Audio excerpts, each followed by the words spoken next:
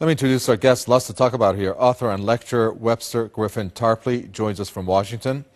We also have American broadcaster Carol Gould, who joins us from London.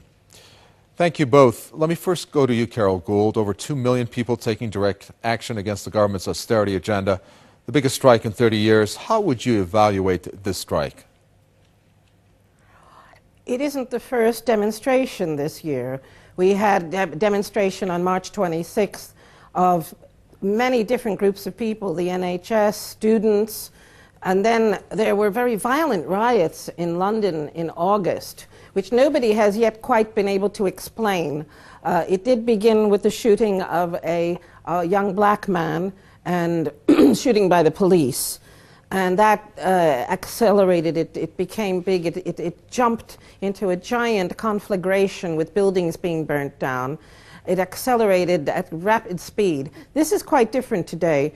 This is a strike that has been organized for many, many weeks by various trade unions representing what are called public service workers. And I think the reason why there's been quite a big turnout is because there is a general feeling, as you just showed on your clips, of people in Britain, that there are terrible inequalities here, that we have banks and bankers still accumulating money, not distributing money to their savers. Let's not forget savers in this country and in other countries as well, that for several years now, savers have had nothing because the interest rate is almost zero. But the banks are still giving out huge bonuses to their employees and to their executives. And there is a general feeling in this country of terrible inequality. And there is another aspect to this.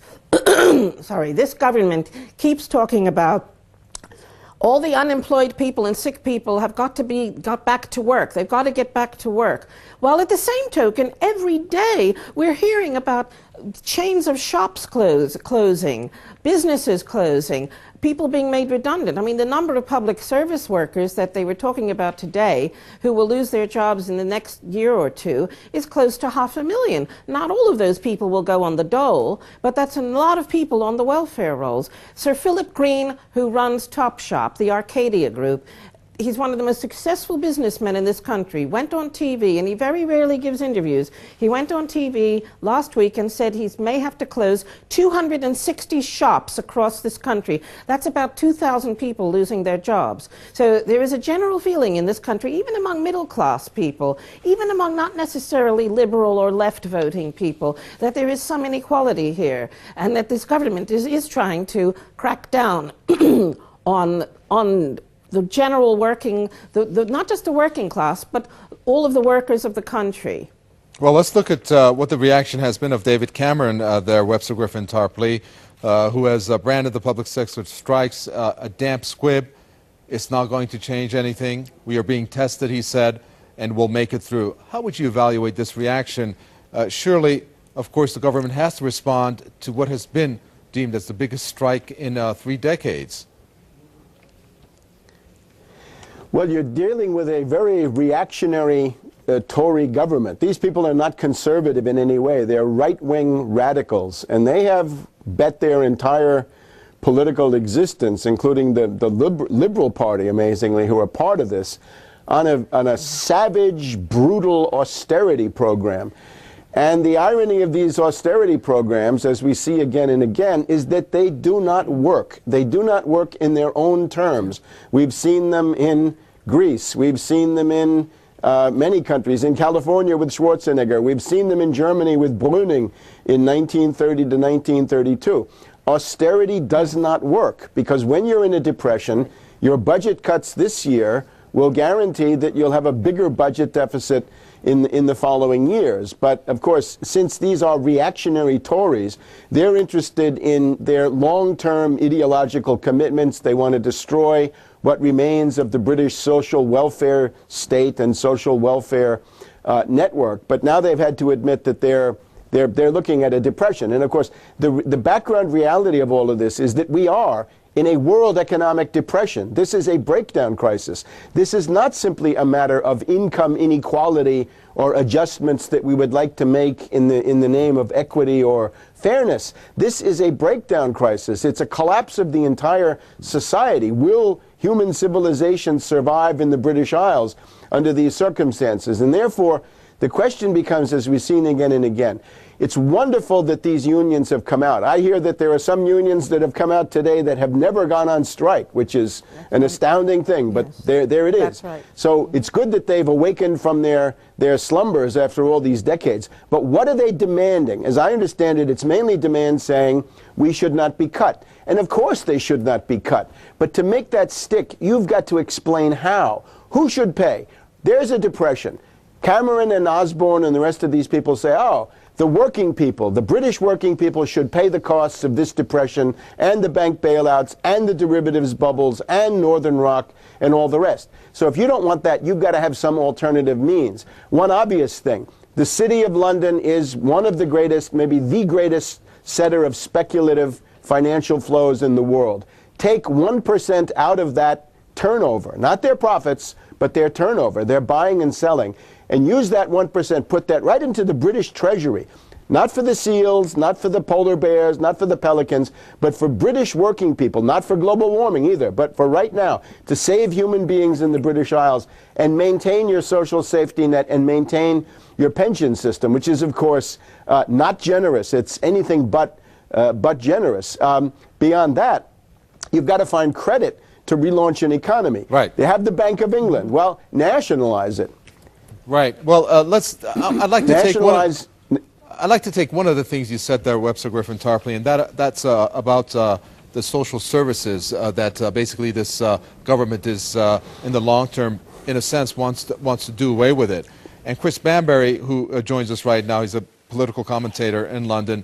If you can tell us, in terms of these pension cuts, which is part of the larger austerity cuts, which is said would affect the poor the hardest, and of course, with the poor comes the social service aspect of it, of them being the largest recipient of it. What are the dangers there, especially in economically challenged neighborhoods? Well, we've already seen this summer the biggest social unrest that Britain has seen in over 3 decades, and that's before the cuts really implement.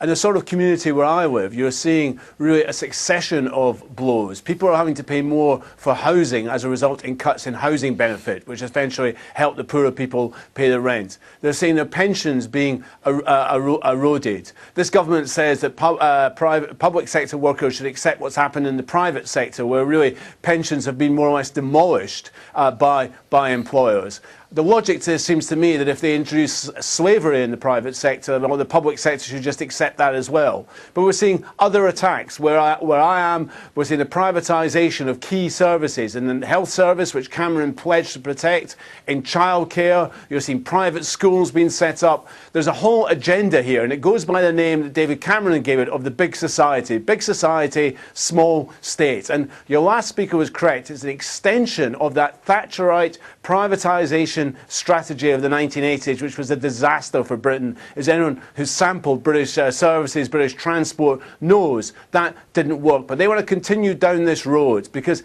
their agenda is they want to make ordinary people pay. Middling people, working people. Because Cameron and Osborne's priority, believe it or not, seems to be the City of London. They put more exertion into stopping the introduction of this Robin Hood tax, or even a tax on gains from the European Union, which has been talked about, than they do in standing up for the poor people of this country.